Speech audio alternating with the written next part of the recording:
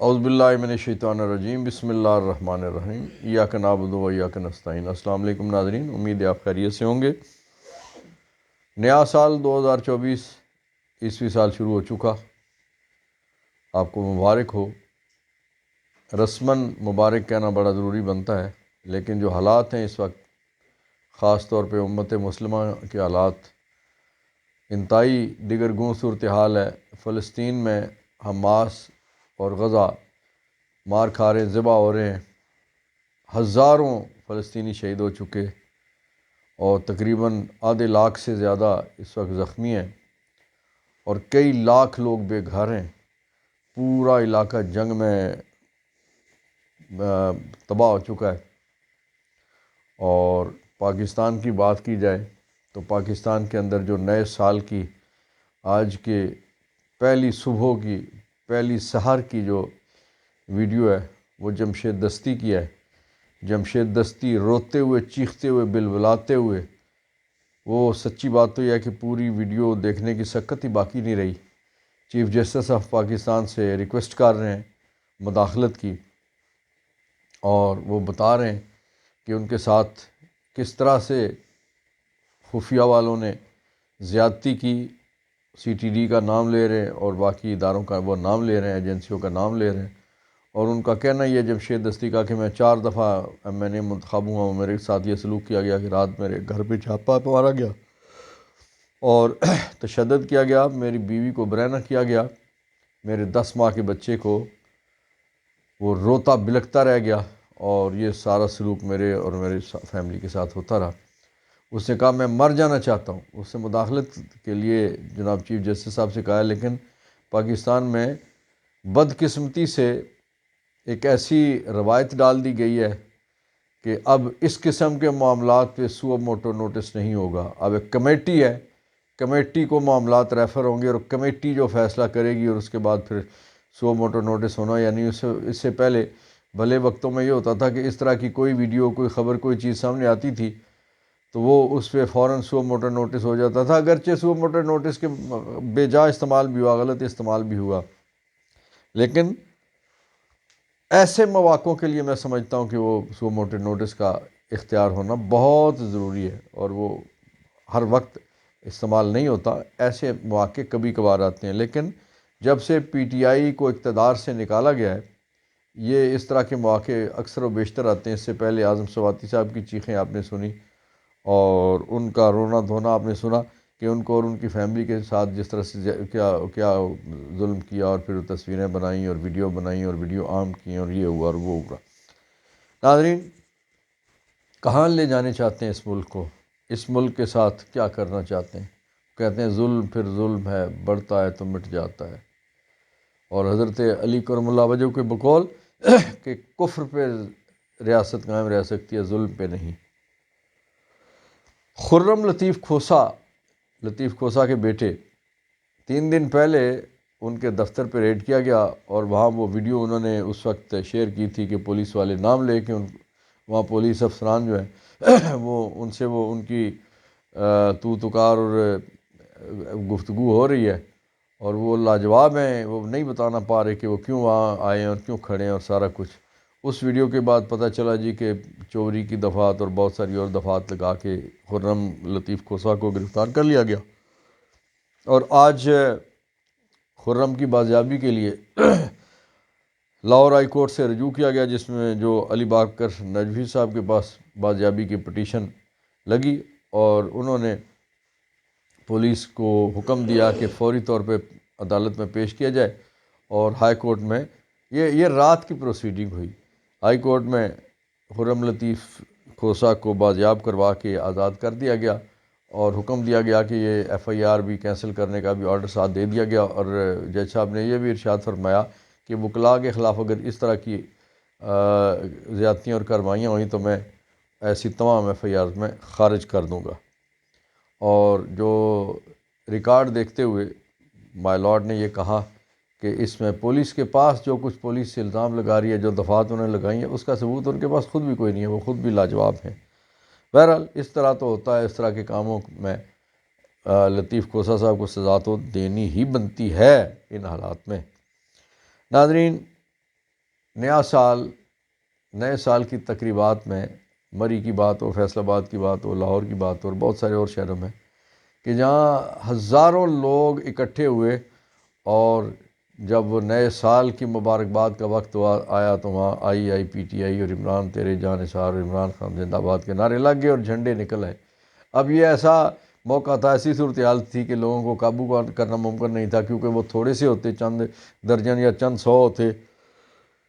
تو ان کو قابو کیا جا سکتا تھا، لیکن اتنی بڑی تعداد تھی کہ ان کو قابو کرنا ممکن نہیں تھا۔ ناظرین، مولانا فضل الرحمان انہوں نے ایک بڑا ڈرامہ کیا، آپ کو پتہ ہے نا، انہوں نے چند دن پہلے، یہ پچھلے ہفتے کی بات ہے کہ اس میں انہوں نے کہا تھا کہ اگر میرے کسی ایک ورکر کی موت ہوئی یا وہ زخمی ہوا تو اس کی ذمہ داری چیف الیکشن کمشنر اور چیف جسٹس آف پاکستان پہ ہوگی، جو الیکشن کروانا چاہتے ہیں۔ اس ماحول میں مولانا نے ایک خبر نکلی اور ان کے جو چاہنے والے ٹیلی ویژن اسٹیشن ہیں اور وہ نشریاتی ادارے ہیں، انہوں نے خبر نشر کر دی کہ مولانا پہ قاتلانہ حملہ ہوا ہے۔ بعد میں مقامی پولیس نے یہ کہا، انہوں نے کہا کہ یہ مولانا پہ کوئی قاتلانہ حملہ نہیں ہوا، نہ اس مولانا کسی قافلے میں موجود تھے، ان کی کوئی گاڑی کو پیٹرول ڈلوانے یا ڈیزل ڈلوانے کے لیے گئی تھی پیٹرول پمپ پہ، اور وہاں سے جو پولیس چوکی تھی، اس پولیس چوکی پہ کوئی فائرنگ ہوئی تھی، اور اس فائرنگ کی زد میں شاید وہ کوئی گاڑی بھی آئی ہے جس میں نہ مولانا تھے نہ ان کا کوئی خاص آدمی تھا۔ تو یہ ایک ڈرامہ کہا جا رہا ہے کہ رچایا گیا تھا کہ مولانا تو کب سے چاہ رہے ہیں، کیونکہ ان کی تو موج میلے لگے ہوئے، ان کا گورنر بیٹھا ہوا، ان کی اور دیہڑیاں لگ رہی ہیں، بہت اچھی دیہڑیاں لگ رہی ہیں، تو اس لیے وہ نہیں چاہتے کہ الیکشن ہو، اور بہت سارے اور جو لوگ پی ڈی ایم کے الیکشن نہیں چاہتے ان میں مولانا سرے فہرست ہیں۔ ناظرین، 2400 سے زیادہ پی ٹی آئی کے امیدواروں کے کاغذات نامزدگی الیکشن میں قومی اور صوبائی اسمبلیوں میں مسترد کر دیے گئے، اور اس استرداد کے خلاف جب لوگ کاغذات مسترد ہونے کا فیصلہ لینے کے لیے گئے تو پتہ چلا کہ یا تو دفتر بند ہے یا انہیں نقلیں فراہم کرنے میں حیل و حجت کی جا رہی ہے۔ اس حوالے سے بھی پی ٹی آئی کے لوگوں نے عدالتوں سے رجوع کر لیا ہے، اور نہ چاہتے ہوئے بھی اب انہیں وہ فیصلے فراہم کرنا شروع ہو گئے ہیں۔ اب چونکہ ابھی وقت ہے عدالت اس نااہلی کے خلاف اپیل کرنے کا، اس لیے میرا خیال یہ ہے کہ سب لوگوں کو، جن لوگوں کے کاغذات مسترد ہوئے ہیں، فیصلے جلد نہ سے بدیر مل ہی جائیں گے اور وہ اپنا حق اپیل کا استعمال کر لیں گے۔ ناظرین، آج ایک اور فیصلہ آیا ہے پی ٹی آئی کے کئی درجن زعماء، جن میں قد کاٹ والے لوگ مراد سعید ہیں، علی امین گنڈا پور، احمد اظہر ہیں، عمر ایوب ہیں، بہت سارے اسی طرح کے اسی لیول کو جو پہلی قیادت ہے، وہ ان لوگوں کی جائیدادیں ضبط کرنے کا حکم ہوا ہے۔ اب دیکھیے کیا خوبصورت نظام ہے، کیا خوبصورت الیکشن ہے، کیا خوبصورت الیکشن کمیشن ہے، کیا خوبصورت عدالتی نظام ہے، کیا خوبصورت انتظامی نظام ہے کہ ایک طرف الیکشن الیکشن الیکشن اور دوسری طرف گرفتاری، چھینا جھپٹی، کاغذ چھینا اور جائیدادیں ضبطی، یہ سارا کچھ ہو رہا ہے۔ ناظرین، ہماری اشرافیہ اس ملک کو کہاں لے کے جانا چاہتی ہے؟ 16 دسمبر 1971 میں نہیں بھولا کہ جب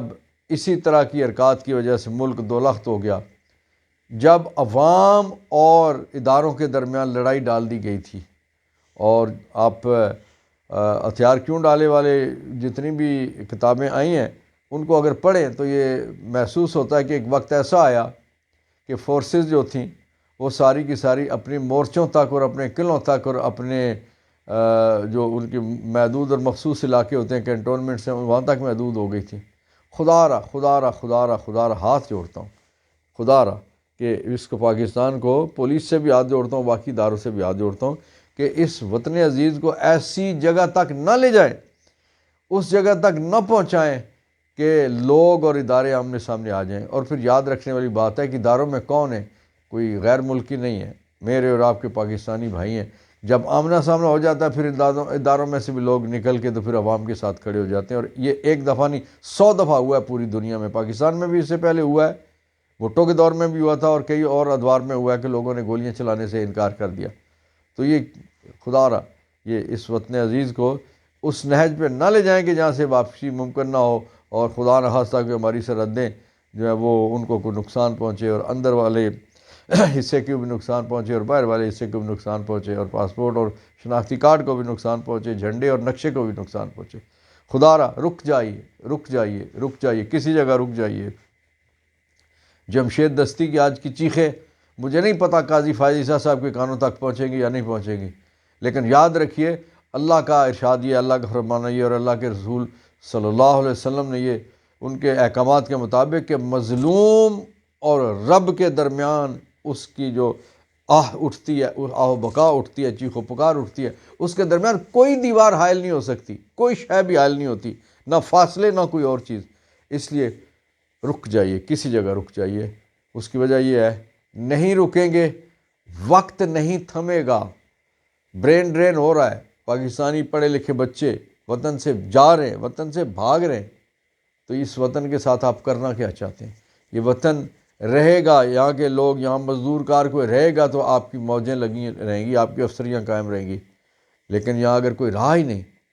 یہاں سکون ہی نہیں رہا، تو یاد رکھیے جب بے سکونی ہوگی تو پھر آپ کے بچوں کے لیے اور آپ کی ذات کے لیے بھی ہوگی، میرے بچوں اور میری ذات کے لیے بھی ہوگی۔